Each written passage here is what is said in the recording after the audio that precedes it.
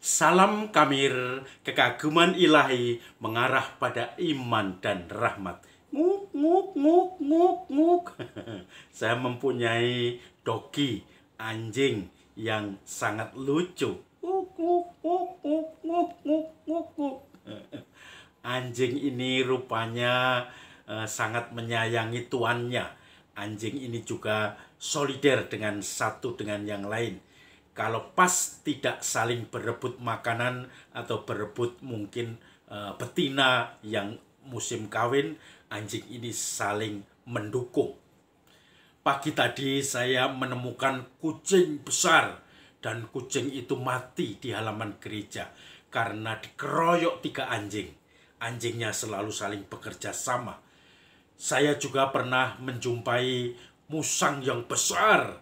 Musang itu berantem dengan anjing dan anjingnya bekerja sama satu dengan yang lain. Bayangkan, musang itu giginya tajam sekali tetapi bisa dihancurkan oleh anjing. 3 anjing yang saling bekerja sama, yaitu Oreo, Peppy, dan Jason. Anjing yang selalu mendukung satu dengan yang lain, menggigit sana, menggigit sini untuk mengalahkan musuhnya. Itulah solidaritas anjing yang saling mendukung, tetapi solidaritas yang mendukung untuk menghancurkan musuh. Solidaritas perang, mereka seperti pasukan yang siap untuk melumat apa saja dengan saling bekerja sama. Saudara-saudari yang terkasih, tentu solidaritas dan kerjasama yang kita harapkan di hadapan Tuhan, yaitu solidaritas manusia, bukan solidaritas untuk menghancurkan pihak lain atau orang lain. Bukan solidaritas antar negara-negara terhadap Rusia yang menyerang Ukraina untuk menghancurkan Ukraina, atau solidaritas negara-negara yang mendukung Ukraina untuk melawan Rusia, tetapi solidaritas untuk perdamaian bagi bangsa manusia. Solidaritas saling mendukung, solidaritas untuk mengangkat satu dengan yang lain. Saudara-saudari yang terkasih, Injil hari ini bicara juga tentang solidaritas, kepekaan saling membantu. Yesus menceritakan suatu perumpamaan. Ada orang kaya yang hidupnya selalu bermewah-mewah dengan pesta-pesta. Pakaiannya selalu dengan pakaian linen, sutra ungu, dan semuanya pokoknya kelas atas. Wah, seperti Crazy Rich yang sekarang baru ditangkapi oleh polisi karena menipu dengan sistem trading binomo dan juga sistem robot yang kadang menyenangkan atau menguntungkan diri. Mungkin ada sistem yang jujur menurut teman saya, yang baik membantu, tetapi mereka ketangkep karena sistem itu menguntungkan mereka semua. Dan tentu saja si Crazy Rich tadi, si orang kaya selalu berpesta. Sementara dia tidak melihat di depan pintu gerbangnya ada seorang pengemis, Lazarus, yang penuh dengan kelaparan, badannya penuh dengan borok. Dia selalu berbaring di depan pintu gerbang tuan yang kaya tadi, mengharapkan ada remah-remah sedekah, ada solidaritas dari orang kaya itu. Tetapi tidak pernah itu didapatkan Lazarus. Bahkan anjingnya datang untuk menjilati borok-boroknya itu. Dan tentu saja Lazarus hidup dengan penderitaan. Sementara orang kaya itu penuh dengan kegembiraan, pesta pora, tanpa peduli pada sekitar. Lalu Lazarus mati dan dia dibawa oleh Abraham dalam pangkuannya. Orang kaya itu pun juga mati. Lalu kemudian Lazarus bersama Abraham penuh dengan pesta pora sebagai ganti ketika di dunia dia menderita. Tetapi orang kaya itu, karena dia tidak punya solidaritas, maka dia hidupnya sengsara dalam api yang menyala-nyala. Bahkan setetes air itu pun bisa membuat dia penuh kesegaran untuk membayangkan panasnya, gerahnya, hausnya orang yang berada dalam api yang menyala-nyala, yaitu neraka itu. Saudara-saudari yang terkasih, Lalu orang kaya itu yang melihat Lazarus, dia baru ngeh Lazarus sekarang pesta pora.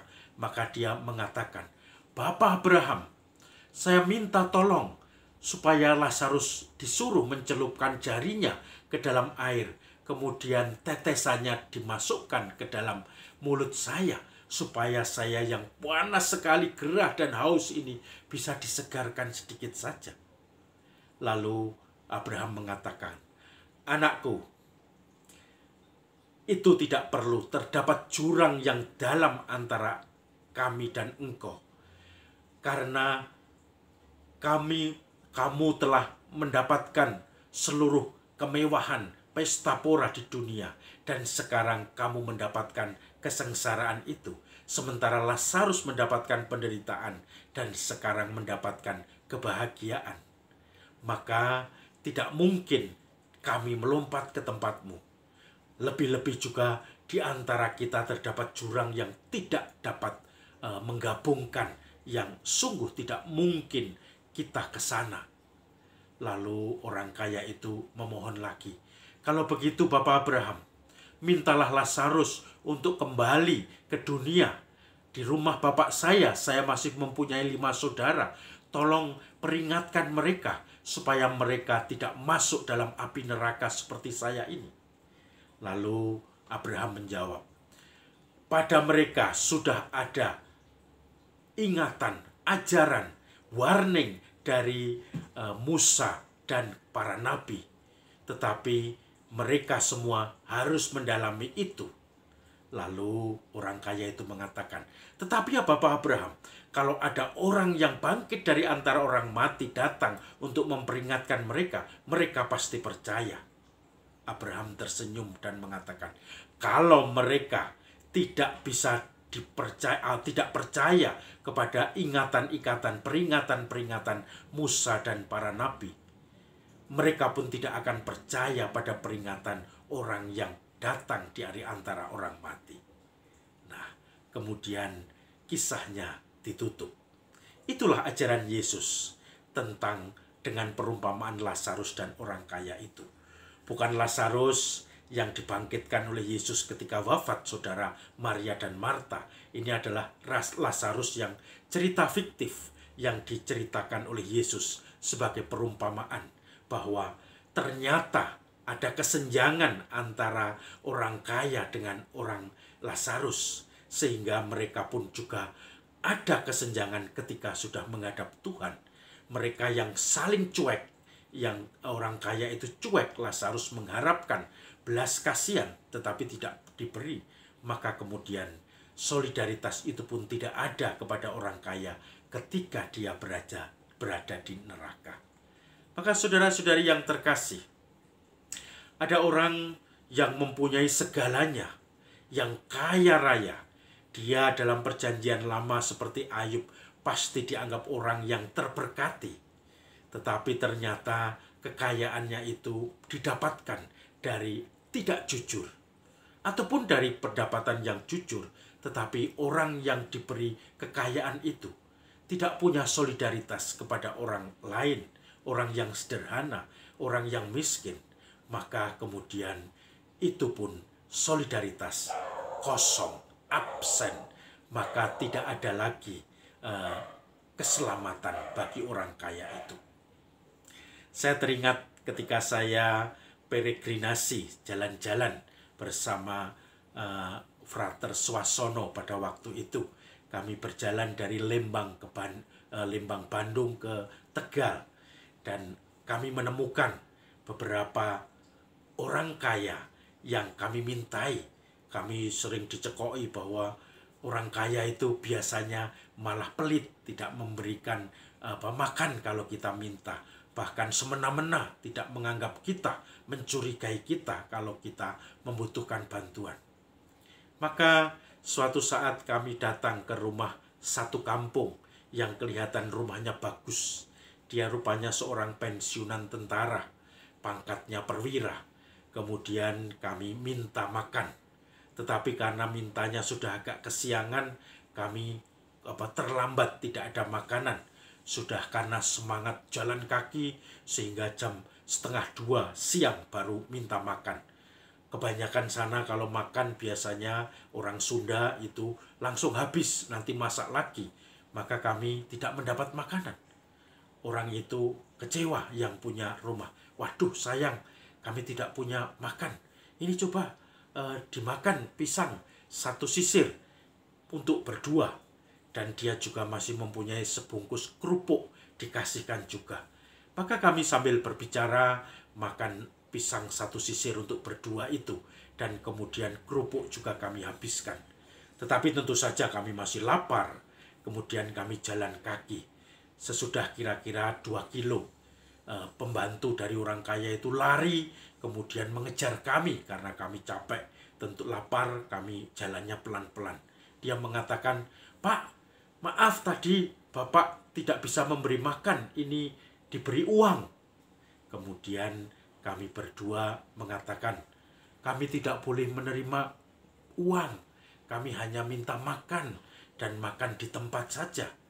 Kemudian setelah berunding, kami juga tidak enak akan kebaikan Bapak itu yang sampai pembantunya disuruh nyusul kami untuk memberi uang. Maka akhirnya jalan tengah, di situ ada warung makan. Kami makan sepuasnya dan uang itu dipakai untuk membayar makan tadi. Begitu selesai, kemudian kami berdua bersama pembantu tadi kembali ke rumah Bapak tadi yang kurang lebih 2 kilo untuk mengucapkan terima kasih. Karena begitu baiknya Bapak tadi sampai mengutus pembantunya untuk memberi makan kami. Maka kemudian kami bersyukur. Ternyata ada juga orang kaya yang solider dengan orang yang tidak punya seperti kami pada waktu kami minta-minta itu.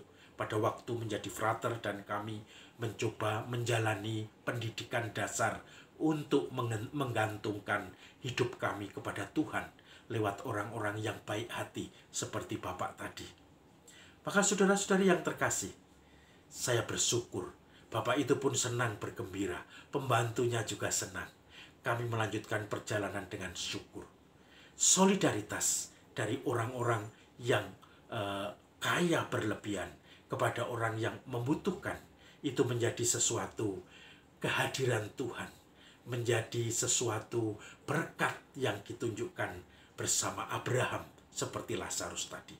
Tetapi ketika tidak ada solidaritas, walaupun diberi rahmat berlebih, disitulah neraka dan kematian akan selalu menghinggapi orang tersebut. Solidaritas terhadap mereka yang membutuhkan, yang miskin, yang tidak punya tumpangan, yang tidak punya pakaian, yang tidak punya makanan, yang tidak punya kenyamanan hidup, dan perlu didampingi dengan segala persahabatan, sapaan. Disitulah solidaritas Tuhan sendiri. Salam Kamir, kekaguman ilahi mengarah pada iman dan rahmat. Salam solidaritas.